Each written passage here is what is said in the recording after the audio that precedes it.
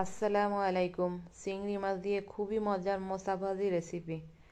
মোচাটাকে সিদ্ধ করে ফেলে না দিয়ে কিভাবে মজাদারভাবে রান্না করলাম তার ফুল প্রসেস শেয়ার করছি। মোচাটাকে কুচিয়ে দিয়ে গেছে, আমাকে যে কাজে সাহায্য করে সে কুচিয়ে ও ধুয়ে দিয়ে গিয়েছিল।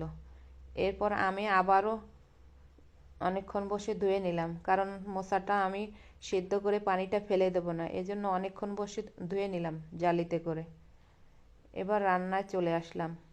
কড়াইয়ে মোচা কুচি দিয়ে লবণ দিয়ে দিলাম, লবণ দিয়ে কাঁচা ঝাল দিয়ে দিলাম।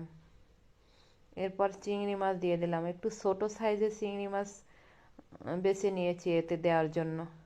এরপর হলুদ গুঁড়ো দিয়ে দিলাম। এবার নেড়ে চেড়ে ঢেকে দেব। আমি মোচায় বাড়তি কোনো পানি ব্যবহার করিনি। এবার ঢেকে দিলাম। কিছুক্ষণ পর ঢাকনা তুলে আবার নেড়ে চেড়ে দেব। এতে এক্সট্রা কোনো পানি ব্যবহার করিনি, এজন্য বারবার ঢেকে দেব, আবার বারবার উঠিয়ে নেড়ে চেড়ে দেব।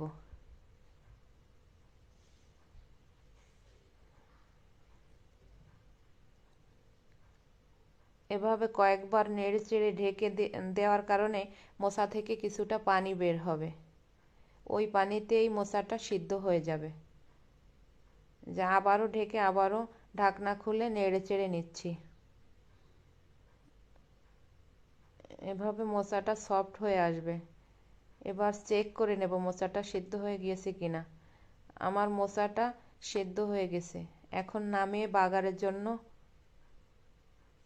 প্রস্তুত করব। মোচাটাকে কড়াই থেকে নামিয়ে নিচ্ছি। পেঁয়াজ রসুন দিয়ে তেলে বাগার দিয়ে দেব। কড়াইতে আবারও তেল দিয়ে দিলাম, তেল দিয়ে পেঁয়াজ কুচি, রসুন কুচি কিছুক্ষণ ভেজে নেব। ভেজে একেবারে পোড়া পোড়া করব না, পেঁয়াজ রসুন কুচিগুলা বাদামি কালার আসা পর্যন্ত অপেক্ষা করব। এবার সেদ্ধ করে রাখা মোচাটা দিয়ে দিলাম, ঢাকনা দিয়ে দিলাম যাতে পেঁয়াজ রসুনের ফ্লেভারটা মোচার ভিতর সুন্দরভাবে ঢুকে যায়।